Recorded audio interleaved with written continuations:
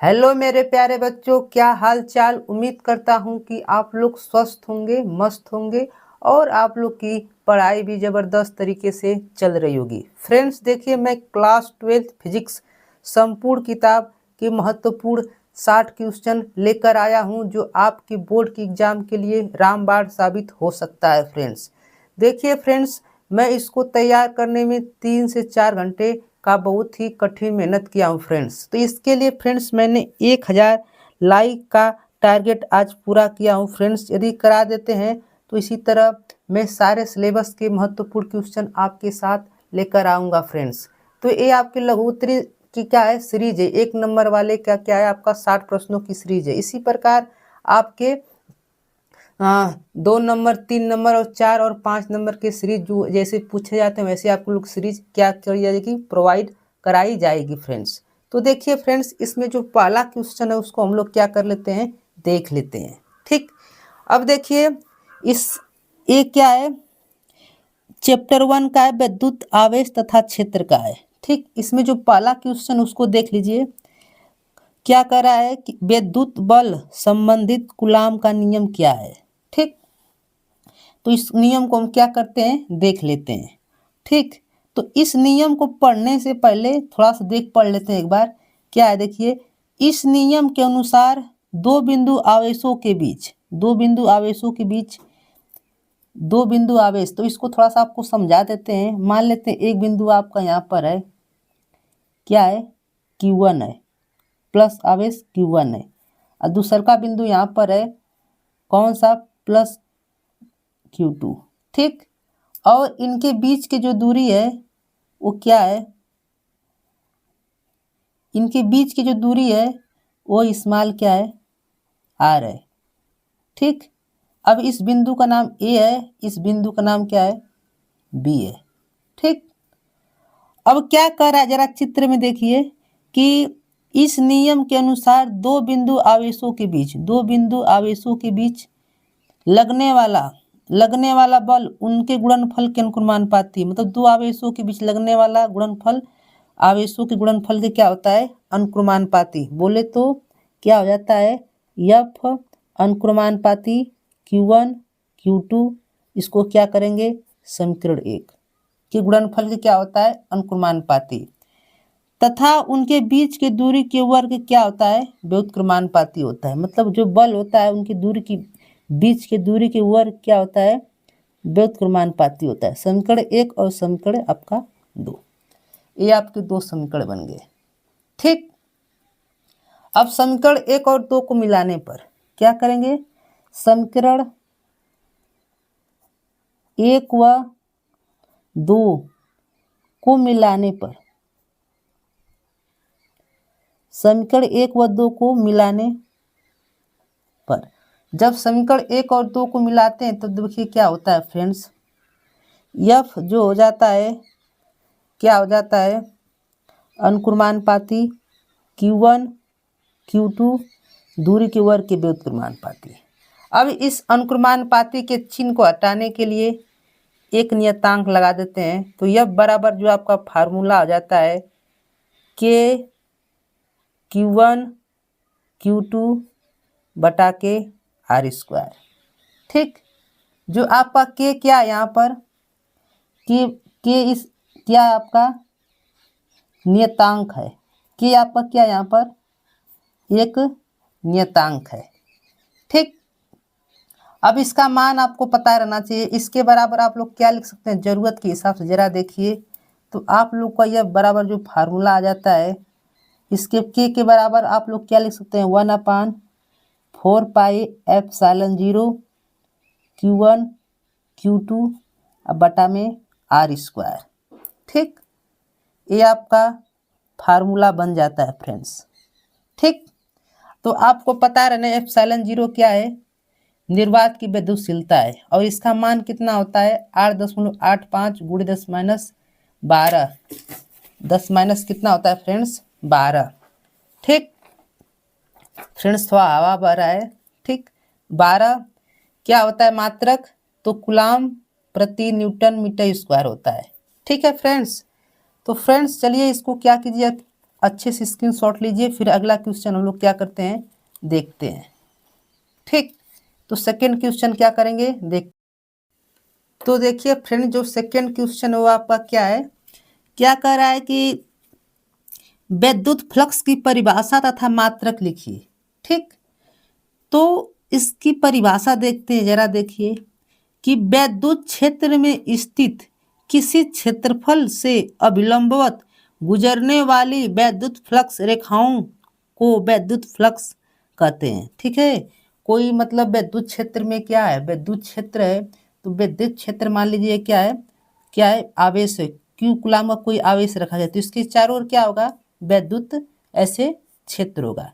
तो इस विद्युत क्षेत्र में मान लो कोई पृष्ठ रख दिए हैं जिसका क्षेत्रफल क्या हो, ए हो, इस पृष्ठ का क्षेत्रफल क्या हो, ए हो, तो इस पृष्ठ के क्षेत्रफल से कितनी बल रेखाएं गुजर रही है उनकी संख्या की जो माप होती है, मतलब जो क्षेत्रफल है इस क्षेत्रफल से कितनी बल रेखाएं गुजर रही हैं उनकी जो संख्या की माप होती है, उसी को हम लोग क्या कहते हैं, विद्युत फ्लक्स कहते हैं। अब देखिए विद्युत फ्लक्स फाई ई बराबर क्या होता है, फार्मूला आपको पता रहना चाहिए। तो विद्युत फ्लक्स फाई ई बराबर जो होता है क्या होता है, ई इंटू ए होता है। क्या होता है, ई इंटू ए होता है।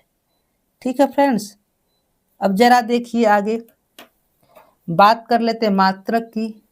तो मात्रक क्या होता है जरा देखिए, जब मात्रक की बात करते हैं तो मात्रक आपका होता है न्यूटन मीटर स्क्वायर प्रति कूलम।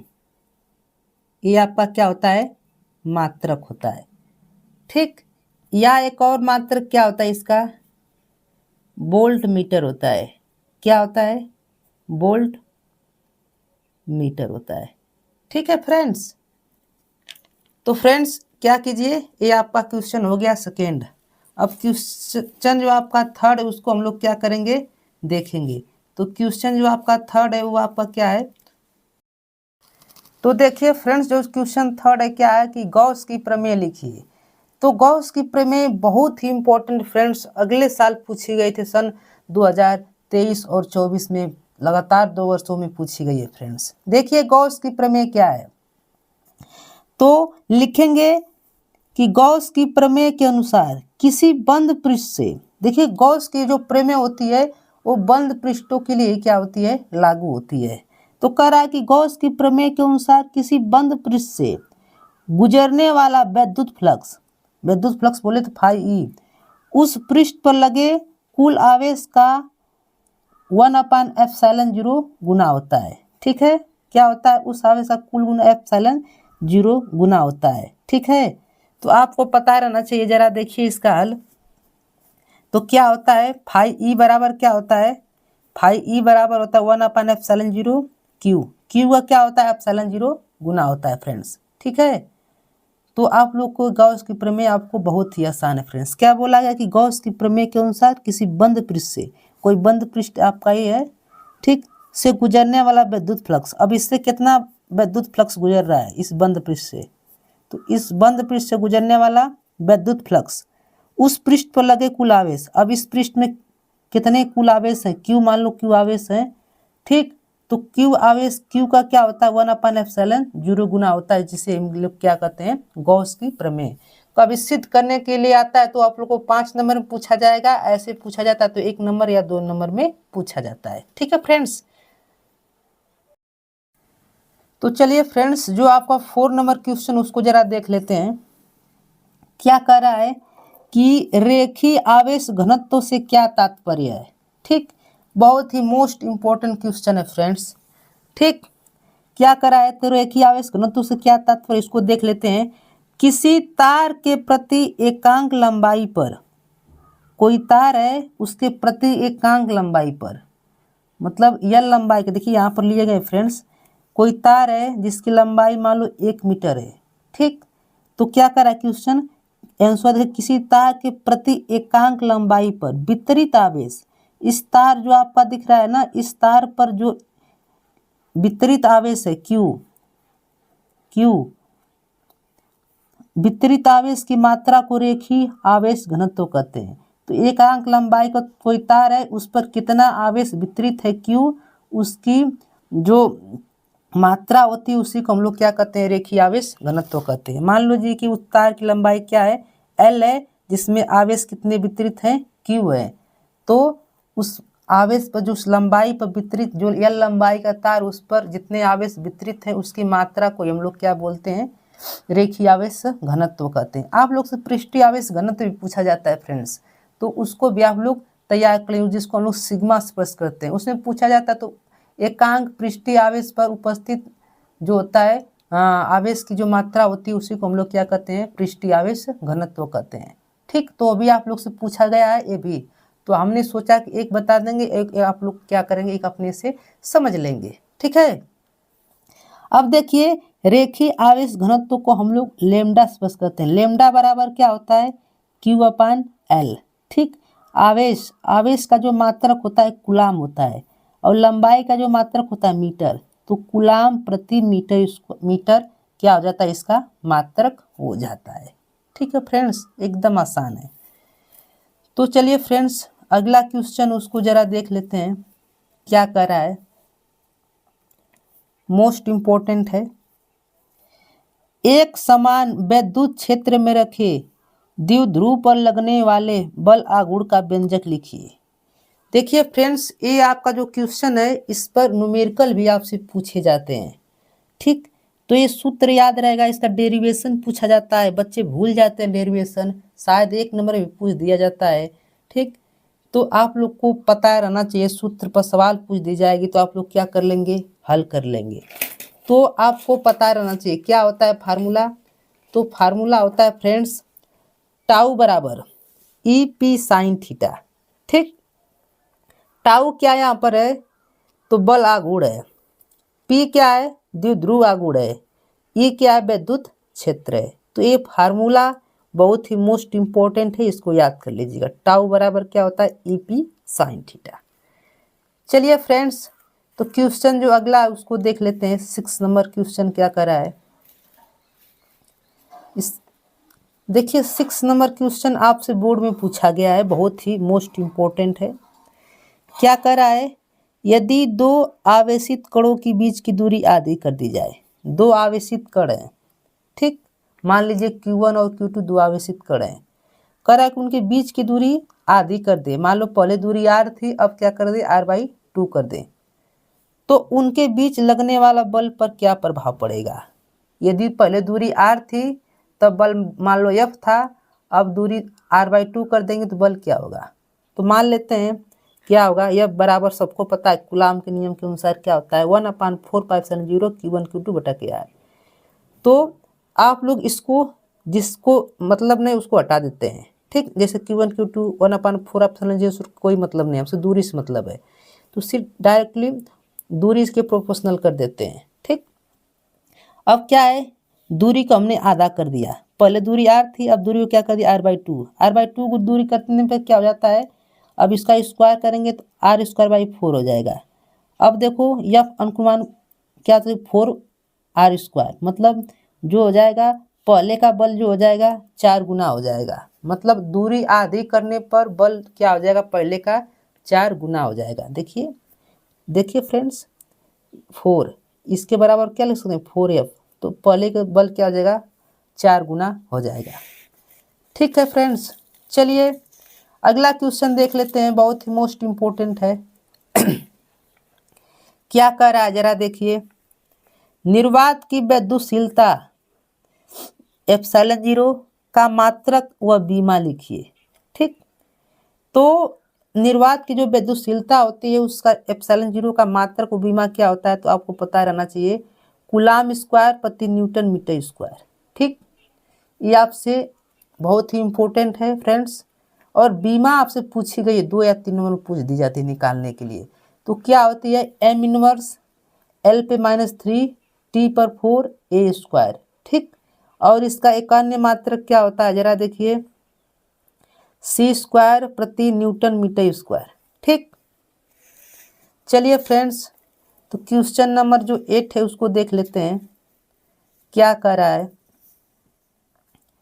कि समांतर प्लेट संधारित्र की धारिता के लिए सूत्र, समांतर प्लेट संधारित्र की धारिता के लिए सूत्र क्या होता है,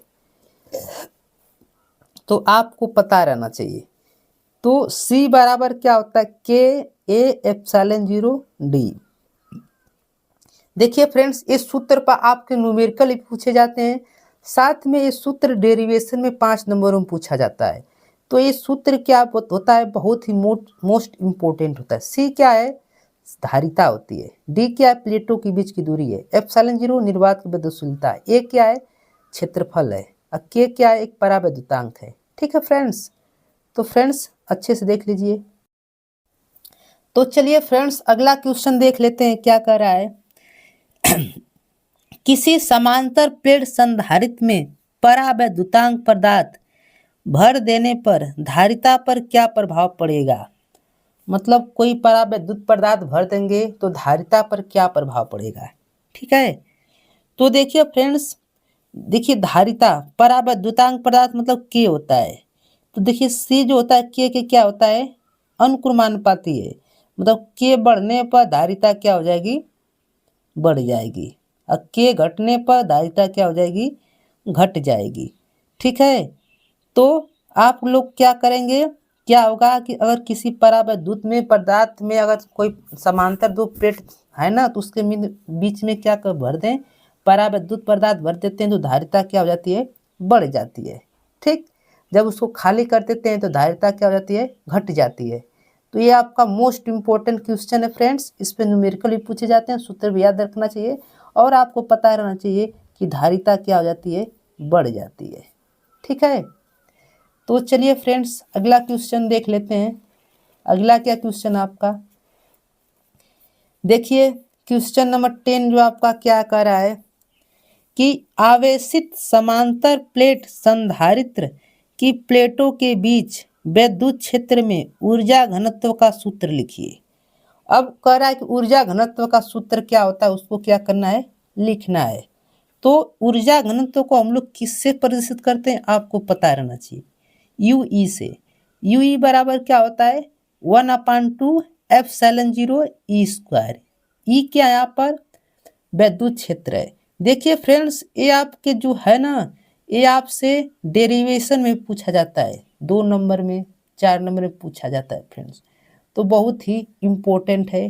ठीक है, इस सूत्र इस पर न्यूमेरिकल साथ में पूछा जाता है। चलिए फ्रेंड्स, तो अगला क्वेश्चन जो जरा है उसको देख लेते हैं। तो अगला क्वेश्चन क्या है आपका, 10 नंबर, पराविद्युत पदार्थ क्या है। ठीक, तो देखिए ऐसे पदार्थ जो अपने में से विद्युत धारा को प्रवाहित नहीं होने देते हैं लेकिन विद्युत प्रभाव दर्शाते हैं, उन्हें पराविद्युत पदार्थ कहते हैं। देखिए कुछ पदार्थ ऐसे होते हैं जो अपने में से विद्युत धारा को प्रवाहित नहीं होने देते हैं। ठीक, जैसे कुछ पदार्थ ऐसे होते हैं जो अपने में क्या करते हैं, आवेश का प्रवाह नहीं करने देते हैं लेकिन विद्युत का प्रभाव दिखाते हैं, मतलब विद्युत का गुण क्या करते हैं, दिखाते हैं।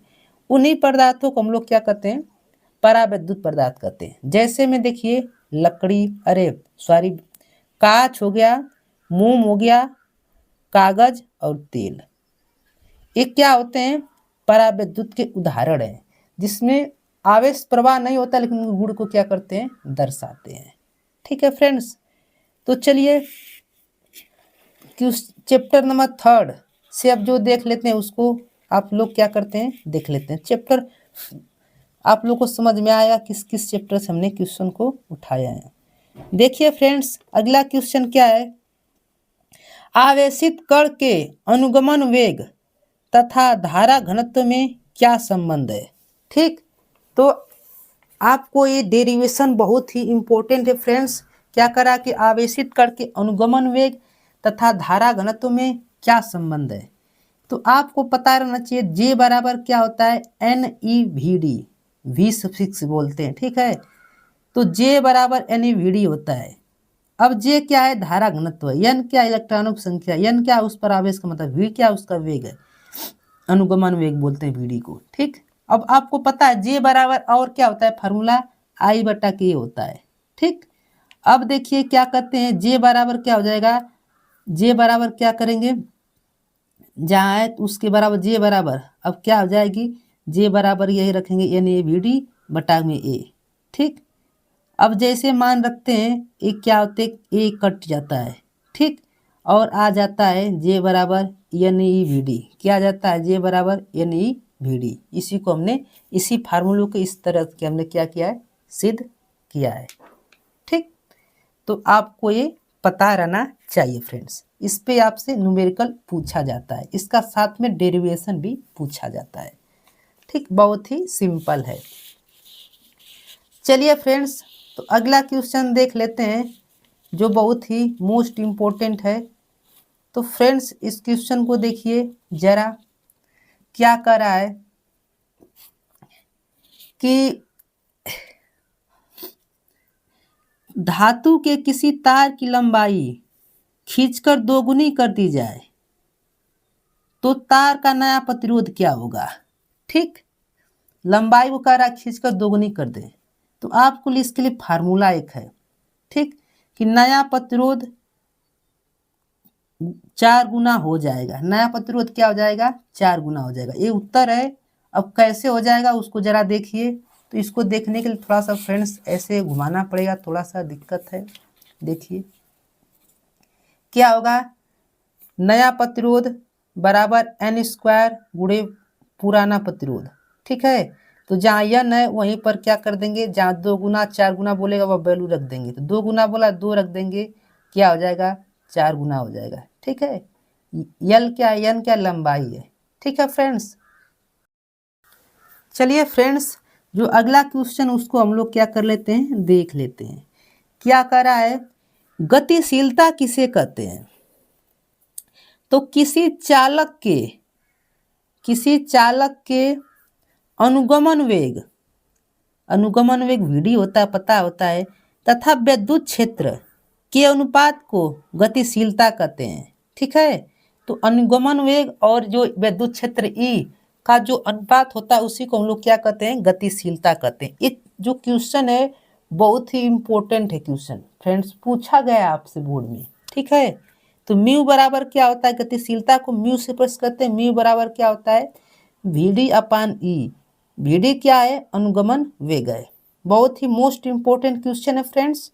ठीक, तो अगला क्वेश्चन जरा देखते हैं क्या है। अगला क्वेश्चन है आपका गतिमान आवेश तथा चुंबकत्व से। ठीक है, चैप्टर नंबर 4 से। तो इसमें जो पहला क्वेश्चन है उसको हम लोग क्या करते हैं, देखते हैं। क्वेश्चन पहला क्या कर रहा है, जरा देखिए। एक समान चुंबकीय क्षेत्र में गति करते हुए आवेशित कण पर लगने वाले बल का सूत्र लिखिए। ठीक, कह रहा है कि एक समान चुंबकीय क्षेत्र में गति करते हुए आवेशित कण पर लगने वाले बल का सूत्र लिखिए। तो क्या होता है, F बराबर Q V V sine theta. ठीक, क्या होता है, Q V V sine theta. अब जो मान उसको अब देख लीजिए। क्यू क्या है, आवेश का कण है, कण का आवेश है। ठीक, बी क्या है, चुंबकीय क्षेत्र है, और वी क्या है, कण का वेग है। बहुत ही मोस्ट इंपॉर्टेंट है फ्रेंड्स। इस पर आपसे क्या न्यूमेरिकल साथ में पूछा जाता है, न्यूमेरिकल के साथ साथ इसका डेरिवेशन पूछा जाता है। तो इस सूत्र यदि याद है तो आप लोग डेरिवेशन भी कर सकते हैं, न्यूमेरिकल भी को भी क्या कर सकते हैं, सॉल्व कर सकते हैं। तो बहुत ही मोस्ट इम्पोर्टेंट है। ठीक है, क्या है, मोस्ट इम्पोर्टेंट है। ठीक, चलिए फ्रेंड्स, तो अगला क्वेश्चन क्या है उसको देख लेते हैं। देखिए अगला क्वेश्चन जो है बहुत ही इम्पोर्टेंट क्वेश्चन है। देखिए क्या कर रहा है, जरा देखिए क्वेश्चन। दो समांतर धारावाही चालकों के बीच लगने वाले बल का सूत्र लिखिए। ठीक, जैसे दो समांतर तार हैं, मान लीजिए यहाँ पर बना देते हैं दो समांतर तार, दो धारावाहिक समांतर तार हैं। ठीक, क्या कह रहा है कि दो समांतर धारावाहिक चालकों के बीच लगने वाले बल का सूत्र है। तो जो दो समांतर तार है जिसमें एक में धारा I1 बह रही है और दूसरे में धारा क्या बह रही है, I2 बह रही है। ठीक है, तो इसके लिए सूत्र क्या होगा, तो सूत्र इसके लिए क्या होता है, इनके बीच जो बल लगेगा, तारों के बीच में जो बल लगता है F, उसके लिए सूत्र क्या होता है F। ठीक। तो क्या होता है F/L म्यू 0 2 पाई कोष्टक में I1 I2 बटा के R, इनके बीच की दूरी, तारों के बीच की दूरी। अब इसी सूत्र को आप लोग ऐसे भी लिख सकते हैं F म्यू 0 2 पाई फिर कोष्टक में क्या होगा I1 I2 बटा के क्या होगा R बटा के क्या हो जाएगा L। ठीक, ये आपका सूत्र हो जाता है। चलिए फ्रेंड्स, तो अगला क्वेश्चन हम लोग क्या कर लेते हैं, देख लेते हैं। जो अगला क्वेश्चन है बहुत ही मोस्ट इम्पोर्टेंट है, साथ में किस चैप्टर का उसको पता रहना चाहिए, चुंबकत्व एवं द्रव्य नामक चैप्टर का है क्वेश्चन। तो क्वेश्चन क्या है उसको देख लीजिए। क्या कर रहा है, चुंबकीय यामोत्तर की परिभाषा दीजिए। तो चुंबकीय यामोत्तर की परिभाषा क्या करना है, देना है।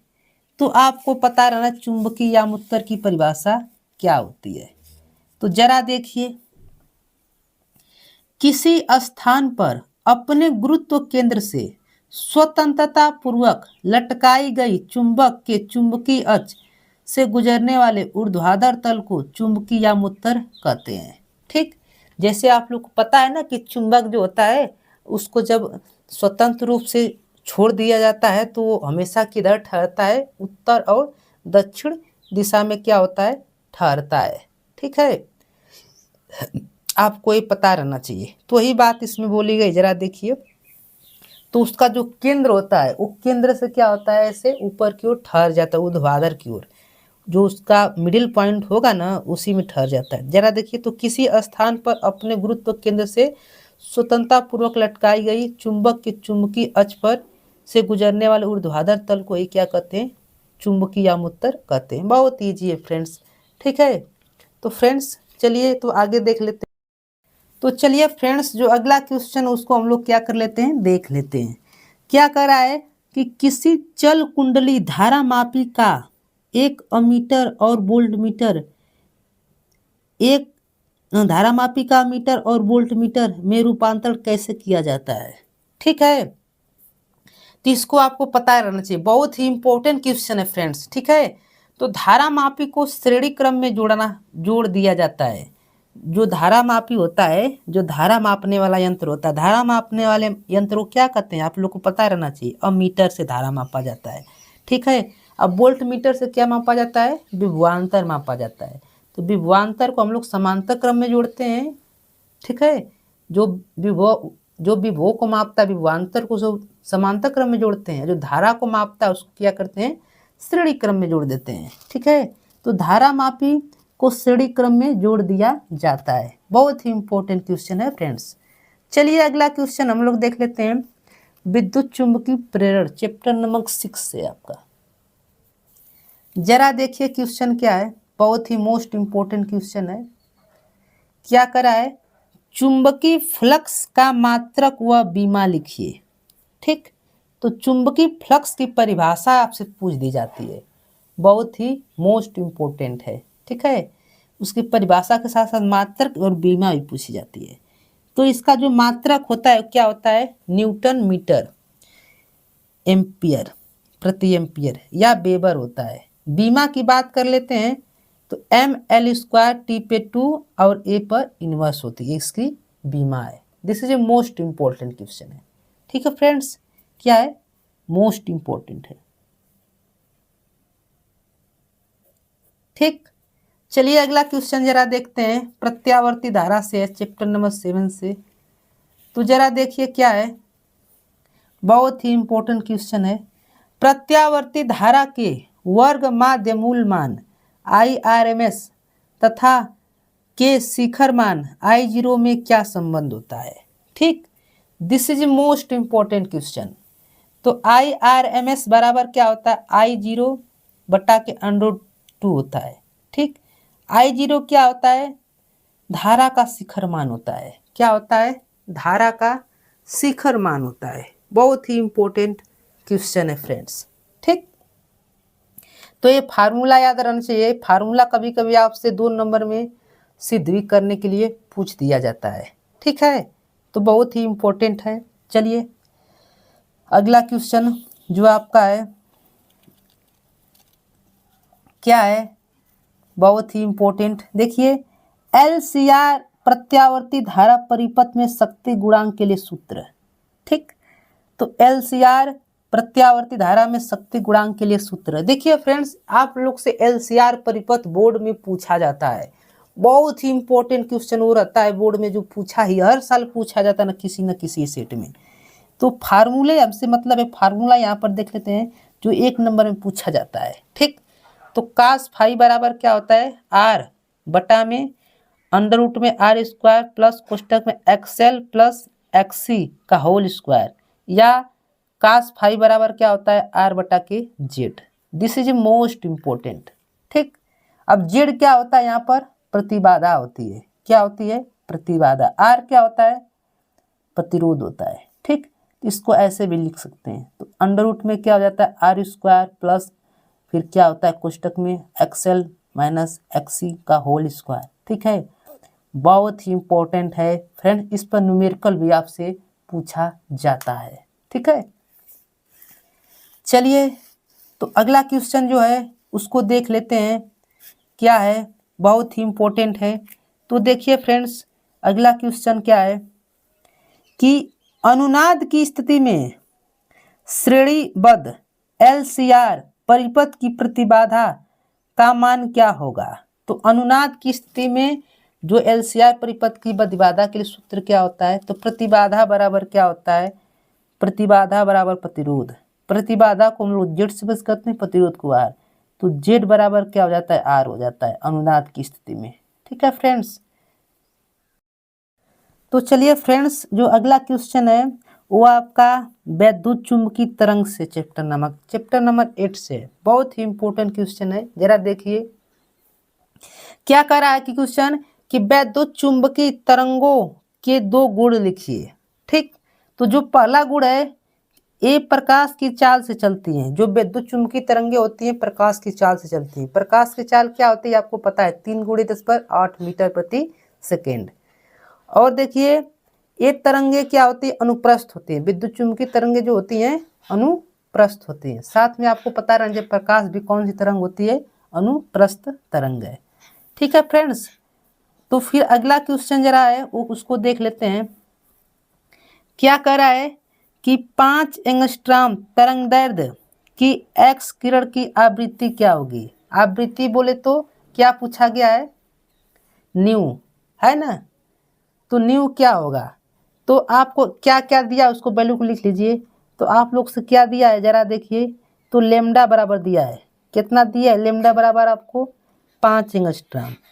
अब एंगस्ट्रॉम को क्या कीजिए, मीटर में बदल दीजिए। तो क्या हो जाएगा, किससे गुणा करना पड़ेगा, 10 - 10 से गुणा करते हैं तो किस में बदल जाता है, मीटर में। ठीक है फ्रेंड्स, किस में बदल गया, मीटर में। आपसे पूछा क्या है, न्यू पूछा है। ठीक, आपको पता रहना चाहिए न्यू बराबर फार्मूला क्या होता है। तो न्यू बराबर आपको फार्मूला पता रहना चाहिए। तो न्यू बराबर क्या होता है फ्रेंड्स, फार्मूला देखिए, न्यू बराबर होता है C बटा के लेमडा।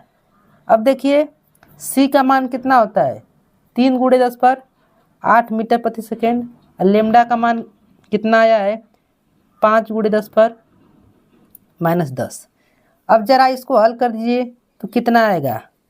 जब इसको हल करेंगे तो 1 शून्य यहाँ पर देंगे 30 हो जाएगा। कितना हो जाएगा, 30।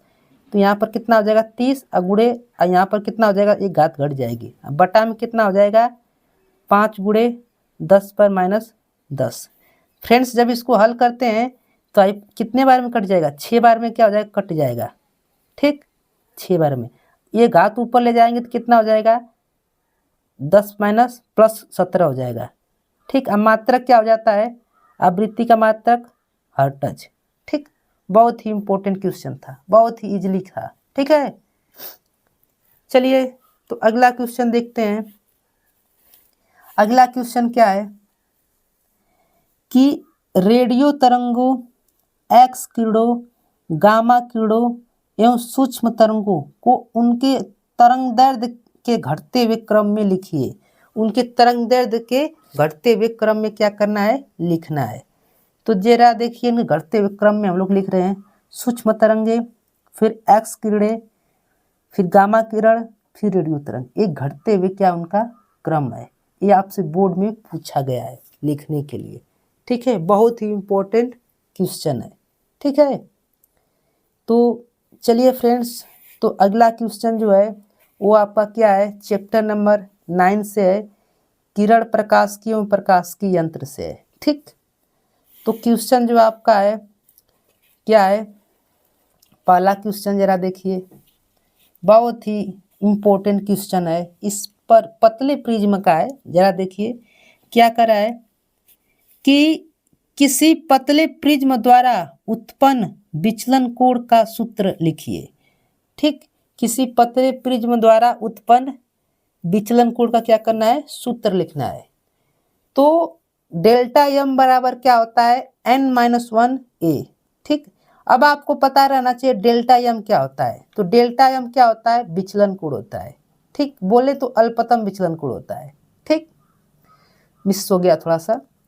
ए क्या है, प्रिज्म कोण होता है। एन क्या है, आपका अपवर्तनांक होता है। ठीक है, तो ये कभी भी पतले प्रिज्म के लिए इस पर आपको सिद्ध करने के लिए पूछा जाता है, साथ में न्यूमेरिकल भी पूछ दिया जाता है।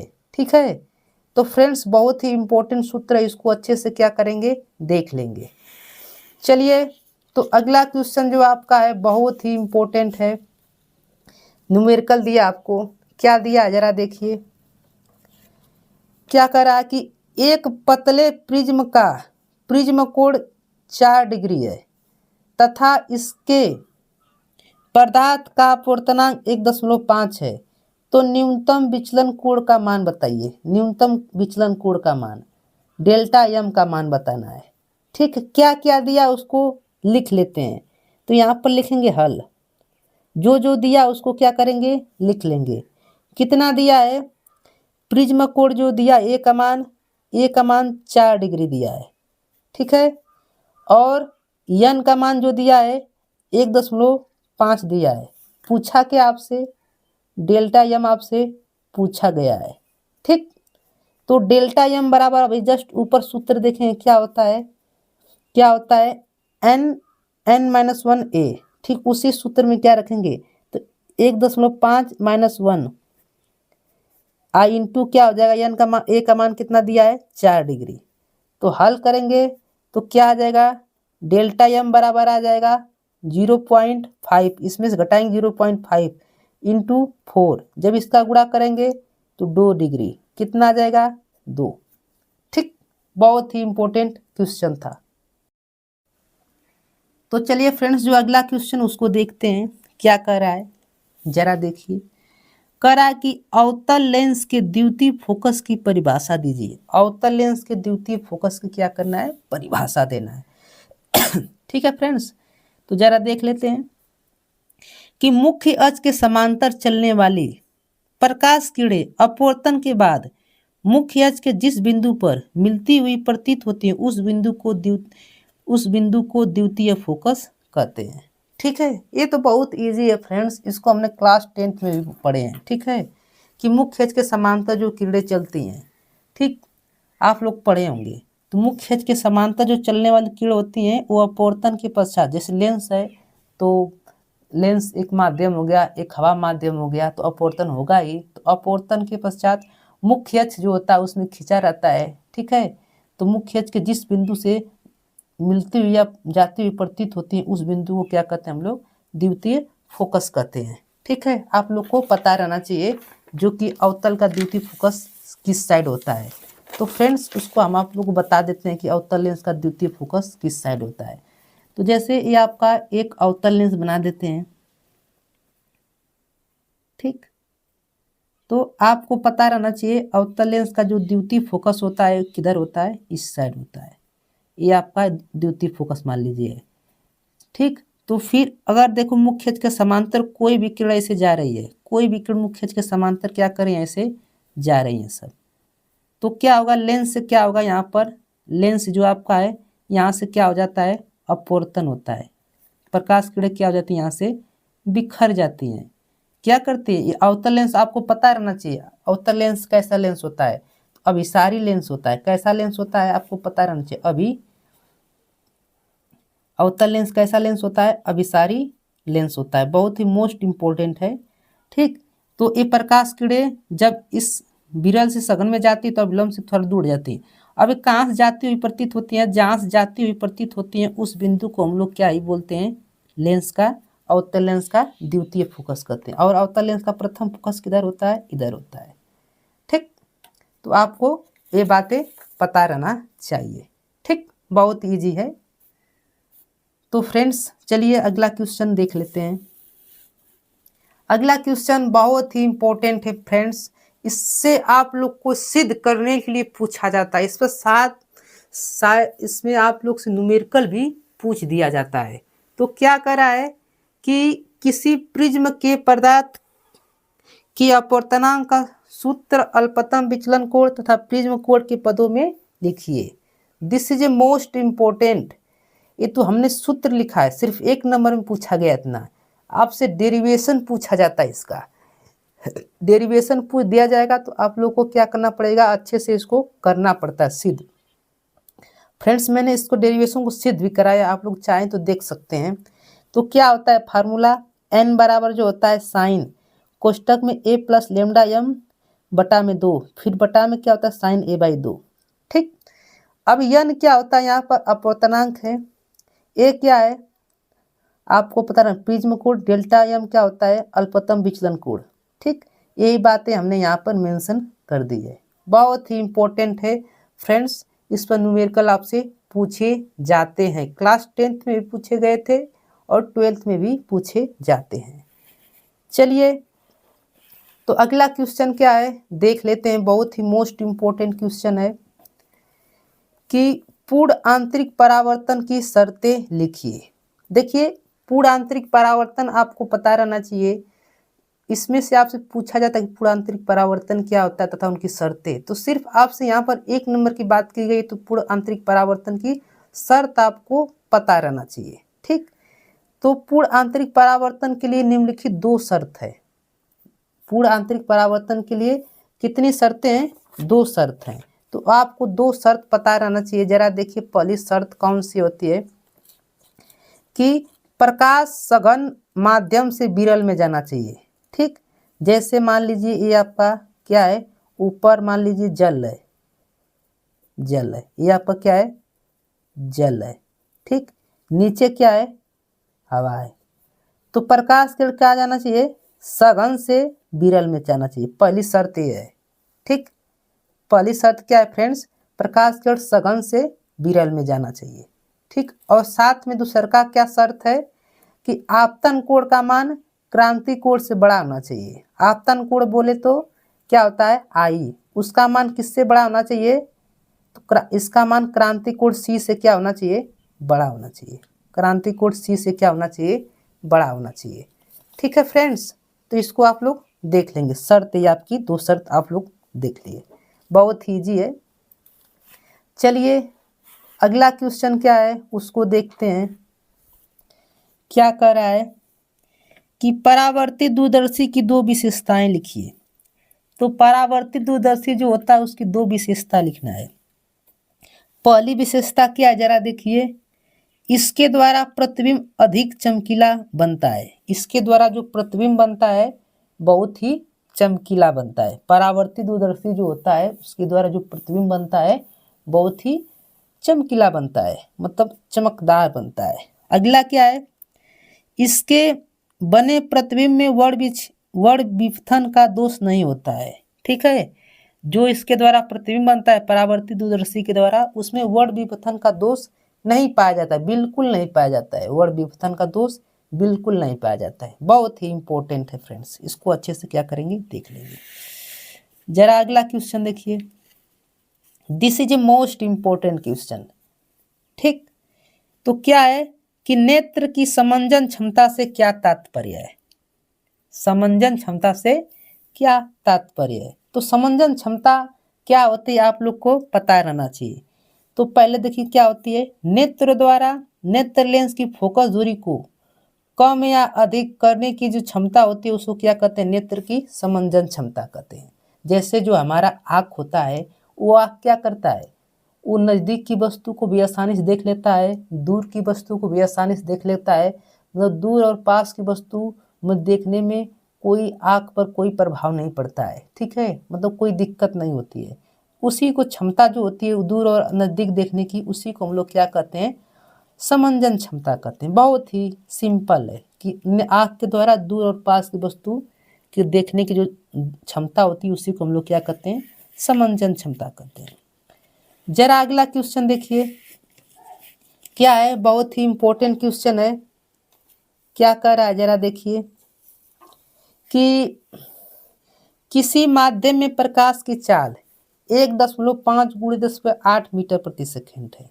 ठीक है, इस माध्यम में वायु में जाने वाली किरण के लिए क्रांति कोण कितना होगा? तो क्रांति कोण का मान आपसे पूछ रहा है, तो आपसे पता रहना चाहिए।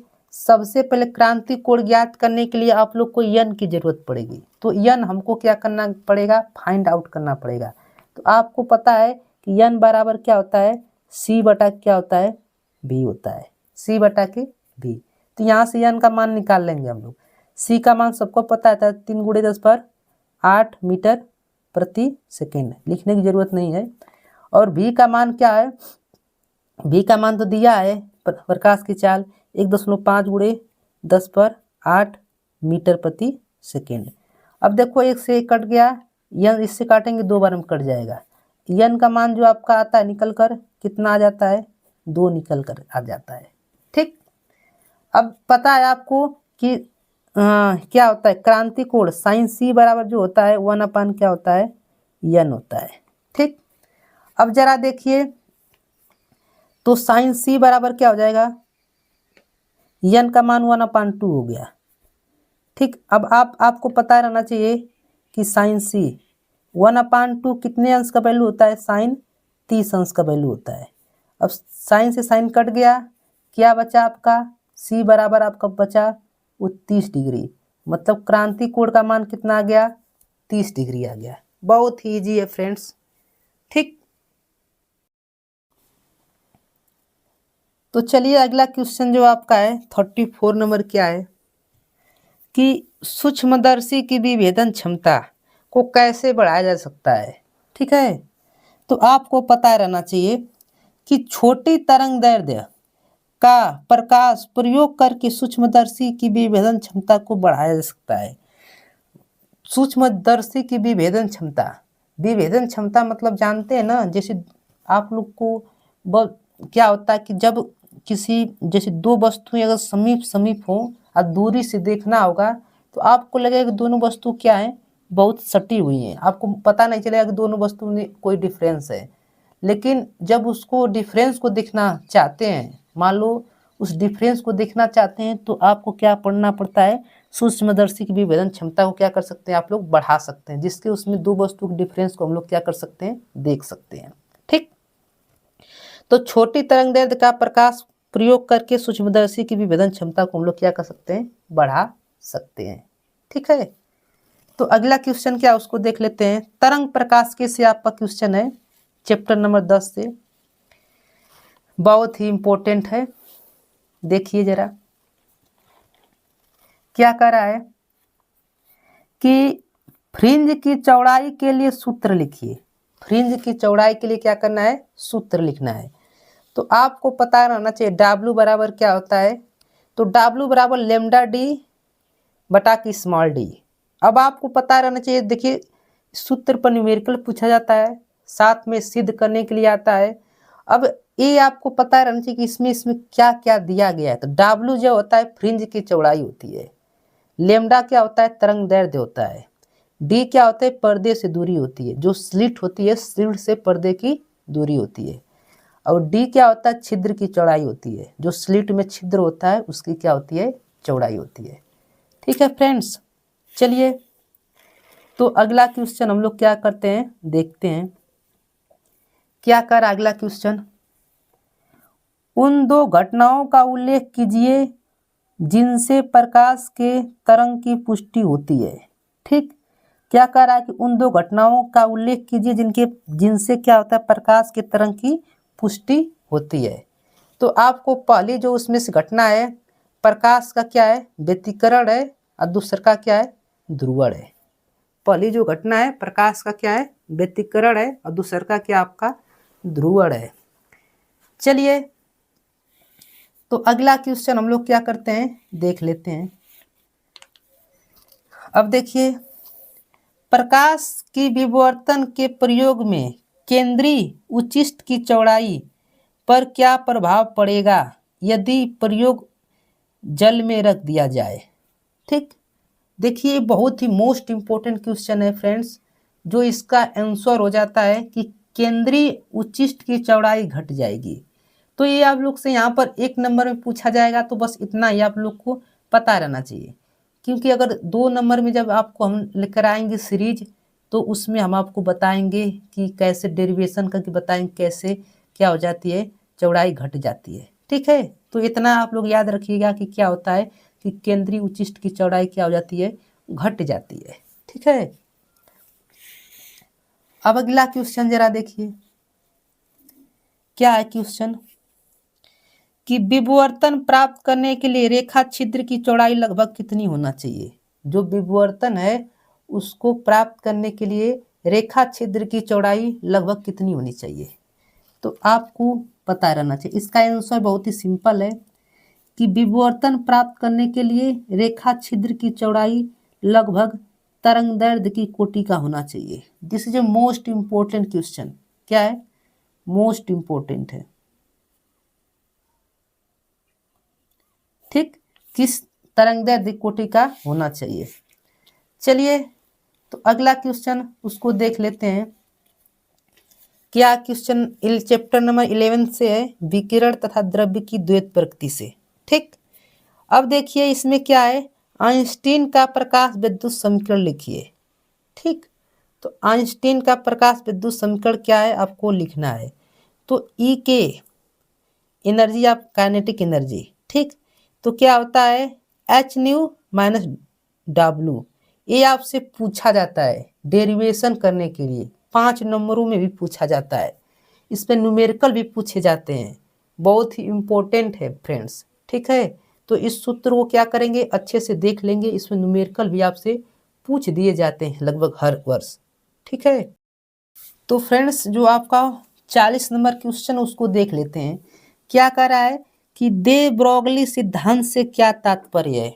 मोस्ट इम्पोर्टेंट है फ्रेंड्स, अगले वर्ष पूछा गया था 2024 में।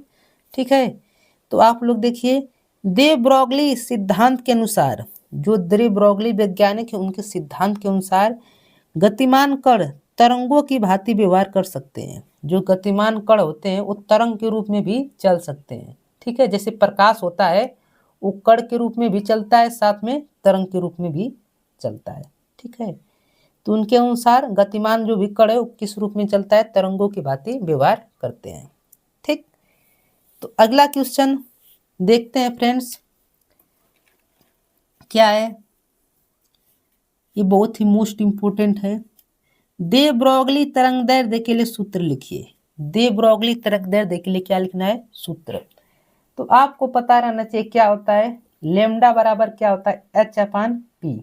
ठीक, लेमडा क्या है तरंगदैर्ध्य, एच क्या है प्लांक नियतांक, पी क्या है संवेग है। ठीक, अब लेमडा बराबर एच अपान संवेग बराबर क्या होता है अंडरूट में 2m के होता है। ठीक है, पी बराबर अंडरूट में 2m के होता है, क्लास 11th में हमने पढ़े थे। ठीक फ्रेंड्स, तो यहाँ पर आप लोग रख सकते हैं। यम क्या द्रव्यमान है कण का, क्या क्या काइनेटिक एनर्जी है, एच क्या है प्लांक नियतांक है। प्लांक नियतांक का मान आपको पता होता है, कितना होता है 6.67 × 10⁻34। कितना होता है मान भी लिख देते हैं यहाँ पर, एच का मान कितना होता है 6 ये आपको देखिए, आप लोग जब किताब हल करेंगे पेपर में ना, तो पीछे आपको ये मान सब सारे लिखे रहते हैं। ठीक है, जैसे आप लोग बोर्ड के पेपर में जाएंगे पेपर देने, तो उसके पीछे साइड में आपको ये सब मान क्या होते हैं लिखे रहते हैं, याद करने की जरूरत ना पड़ती, लेकिन याद रहेंगे तो और क्या रहेंगे, बेटर रहेंगे।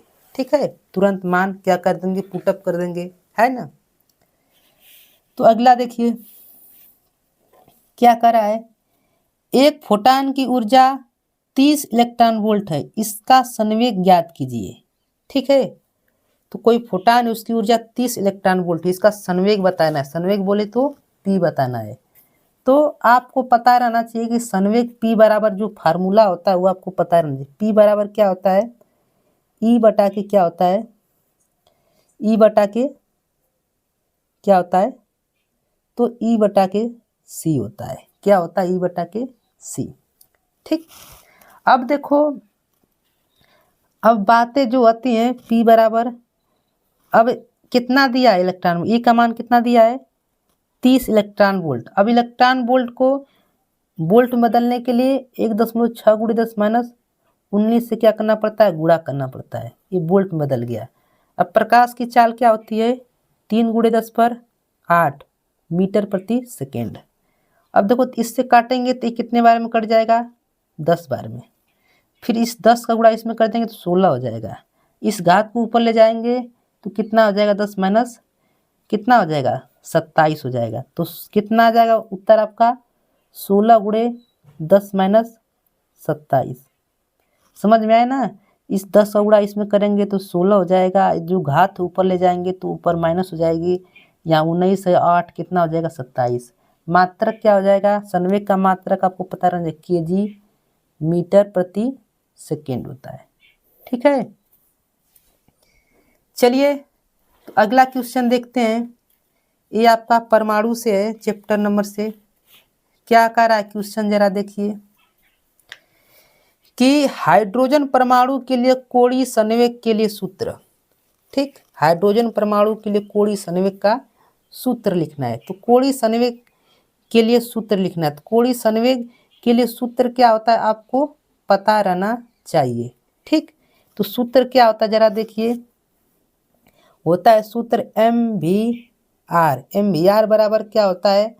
तो N/N × H × 2π। ये आपका क्या होता है? सूत्र होता है।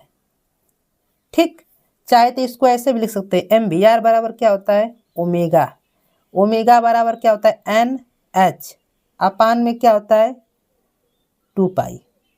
ठीक है, H क्या है? आपका प्लांक नियतांक है, जिसका मान हमने बताया जस्ट इसके पहले वाली वीडियो में। ठीक है, और M क्या होता है? द्रव्यमान है। और उस V क्या है? उसका वेग है। R क्या है? त्रिज्या है। N क्या है? संख्या है। ठीक, H क्या है? प्लांक नियतांक। पाई का मान आप लोग जानते ही हैं। ठीक है, चलिए तो अगला क्वेश्चन देख लेते हैं, बहुत ही मोस्ट इम्पोर्टेंट है। क्या कह रहा है कि हाइड्रोजन स्पेक्ट्रम की उस श्रेणी का नाम लिखिए जिसकी रेखाएं दृश्य भाग में पड़ती हैं। जिसकी रेखाएं क्या पड़ती हैं? दृश्य भाग में। तो बामर श्रेणी में। किसमें? उस रेखा का क्या नाम है? बामर श्रेणी।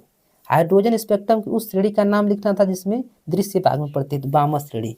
अब आप लोग को हम सारे श्रेणियों के बारे में बता देते हैं कौन से भाग पड़ता है, तो आपको पता रहना चाहिए। इधर बता देते हैं, जरा देखिए। तो लाइमन जो होता है, लाइमन जो श्रेणी होती है उसमें पराबैंगनी पड़ता है। क्या बताता है? पराबैंगनी। ठीक है, अब बामर जो होती है, बामर श्रेणी में क्या पड़ता है? तो बामर श्रेणी में हमने पढ़ा अभी जस्ट, क्या होता है? दृश्य भाग होता है। क्या होता है? दृश्य भाग होता है। अब पाश्चन में क्या होता है? पाश्चन जो श्रेणी होती है उसमें कौन सा भाग पड़ता है? तो अवरक्त पड़ता है। ठीक, और आता है ब्रैकेट। तो ब्रैकेट में भी कौन सी श्रेणी पड़ती है? अब आपका अवरक्त ही भाग पड़ता है। ठीक, और इसके बाद आता है फुंड। तो फुंड में भी कौन पड़ता है? अवरक्त। ठीक है, तो ये आपको सारी चीजें याद रख, किसी अब से कोई पूछा जा सकता है इसमें। ठीक, तो अगला देख लेते हैं क्वेश्चन क्या है, बहुत ही मोस्ट इंपोर्टेंट है। अगला क्वेश्चन जरा देखिए कि हाइड्रोजन परमाणु के स्पेक्ट्रम के लिए तरंगदैर्ध्य का सूत्र रीडबर्ग नियतांक के पदों में लिखिए। तो क्या होता है? 1/λ। आर जो यहाँ पर है रीडबर्ग नियतांक है। ठीक है, क्या होता है? 1/n1 का स्क्वायर माइनस 1/n2 का स्क्वायर। ये आपके लिए क्या होता है? सूत्र होता है। This is a most important. ठीक है, चलिए फ्रेंड्स, तो अगला क्वेश्चन जो है उसको देख लेते हैं। तो क्या कह रहा है कि हाइड्रोजन परमाणु की 9वें ऊर्जा स्तर में ऊर्जा कितनी होती है? ठीक है, यानी ऊर्जा अवस्था में ऊर्जा कितनी होती है तो आपको पता रहना चाहिए।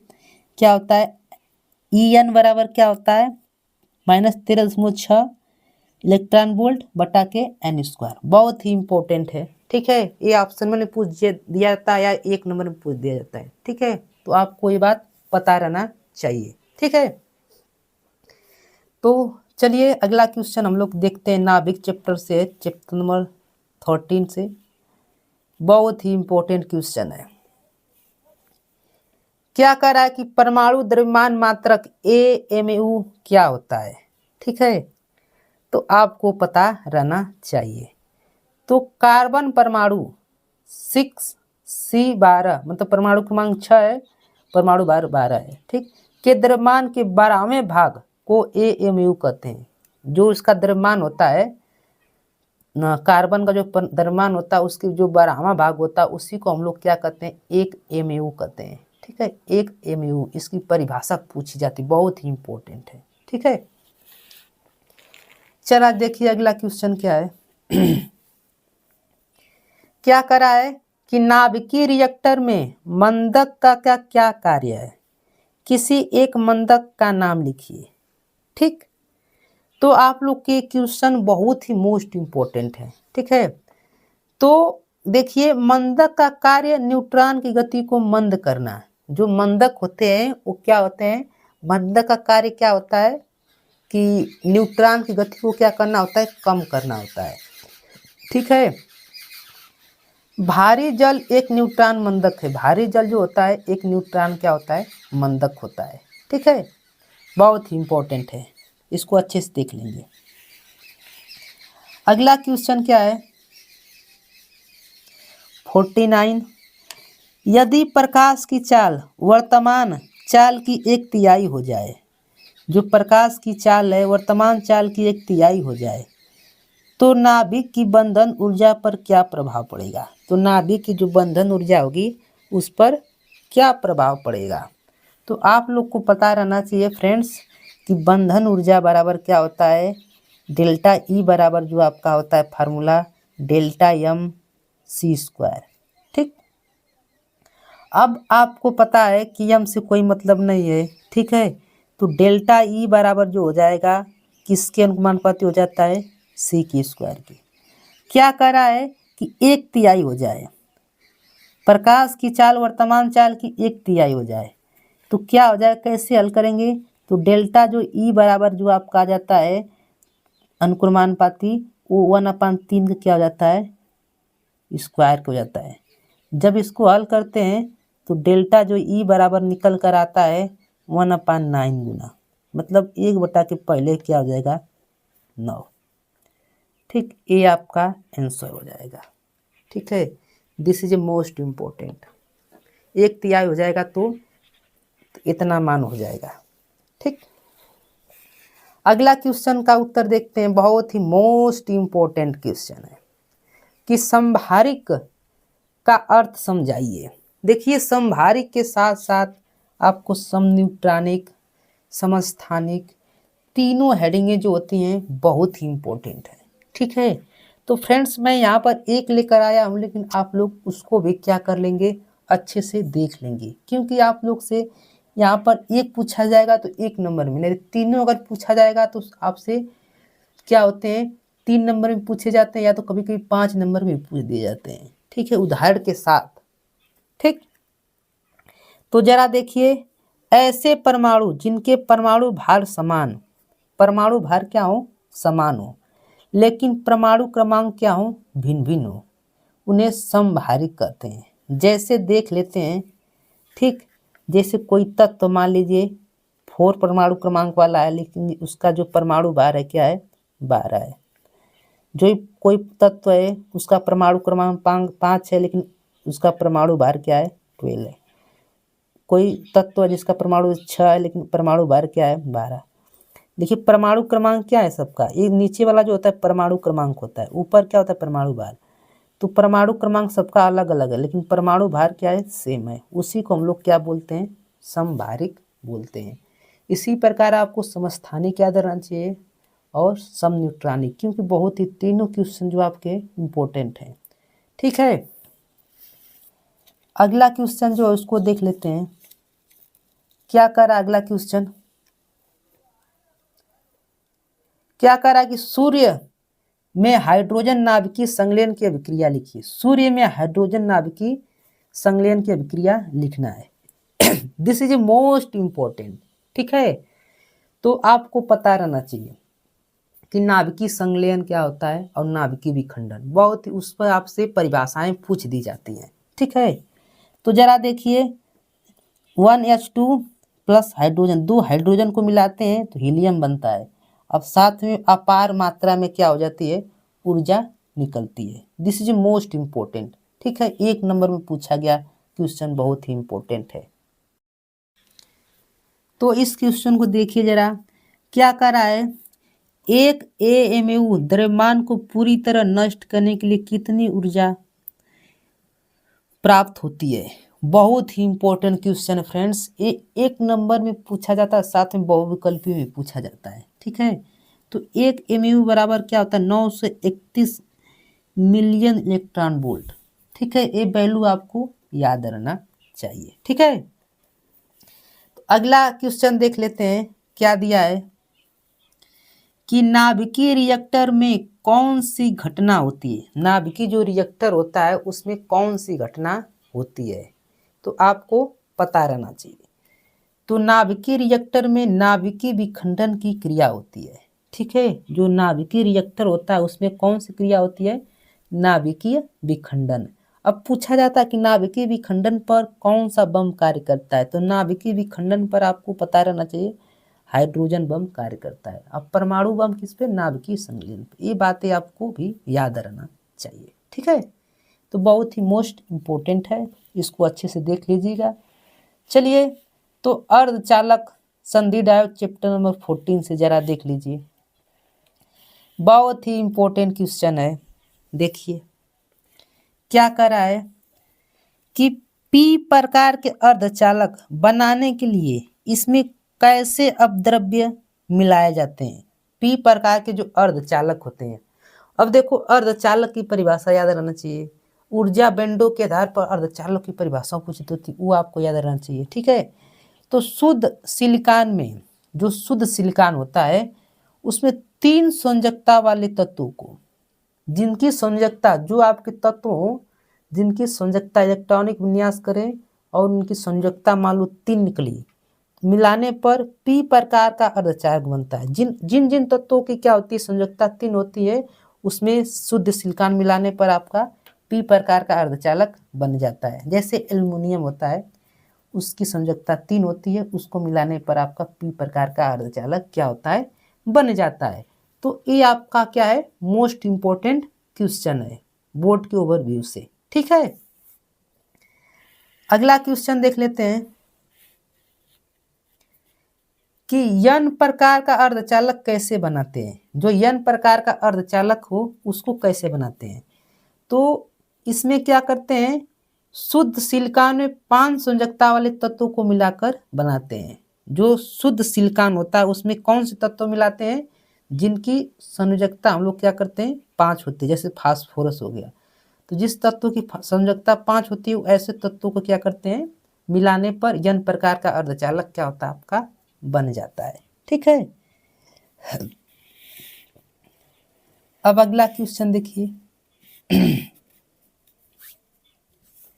क्या दिया है क्वेश्चन कि संधि डायोड में अवक्षय परत से क्या तात्पर्य है। संधि जो डायोड होता है उसमें अवक्षय परत से क्या तात्पर्य है। तो संधि डायोड में पीएन संधि के निकट दोनों ओर वह क्षेत्र, पीएन संधि डायोड के निकट दोनों ओर वह क्षेत्र, ठीक है। तो जैसे बोल दे तो आपका मान लो ये पी क्षेत्र है, ये मान लो एन क्षेत्र है, ये कौन सा पी क्षेत्र, एन क्षेत्र है, एन क्षेत्र। तो क्या कर रहा है कि संधि डायोड को पी तथा एन दोनों की ओर वह क्षेत्र जिसमें कोई आवेशवाहक, मतलब इधर जो आपका ये बच गया मिडिल वाला भाग, इसमें कोई आवेशवाहक, कोई मतलब आवेश ना उपलब्ध हो, तो उसे हम लोग क्या बोलते हैं, अवक्षय परत बोलते हैं। मतलब सिर्फ इसमें आपके क्या हो, इसमें ही आपकी कोटर और क्या इलेक्ट्रॉन उपस्थित हो, लेकिन इस वाले भाग मिडिल में ना उपस्थित हो तो उसे हम लोग क्या बोलते हैं, अवक्षय परत बोल देते हैं। ठीक है, तो संधि डायोड में पीएन संधि डायोड के निकट दोनों ओर वह क्षेत्र जिसमें कोई आवेश उपलब्ध ना हो उसे क्या कहते हैं, अवक्षय परत बोलते हैं। ठीक है, मोस्ट इंपॉर्टेंट था। अगला क्वेश्चन क्या है आपका, जरा देखिए कि 57 नंबर जो क्वेश्चन उसको देखिए।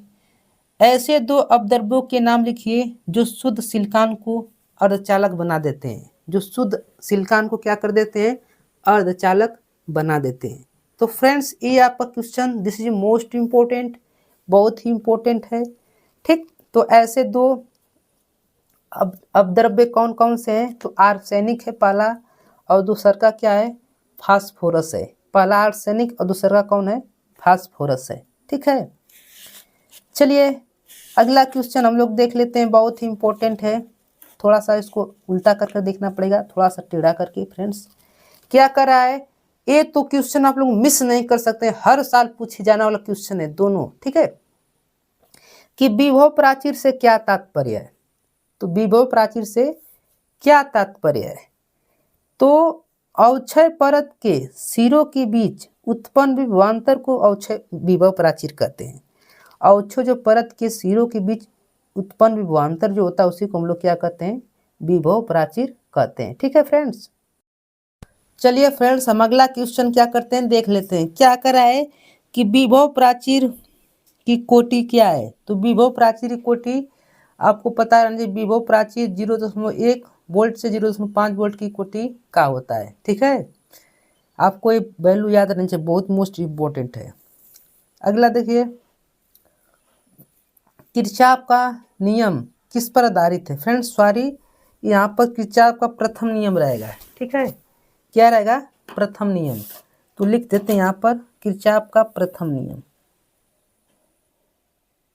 तो किरचॉफ का प्रथम नियम आवेश संरक्षण के सिद्धांत पर क्या है, आधारित है फ्रेंड्स।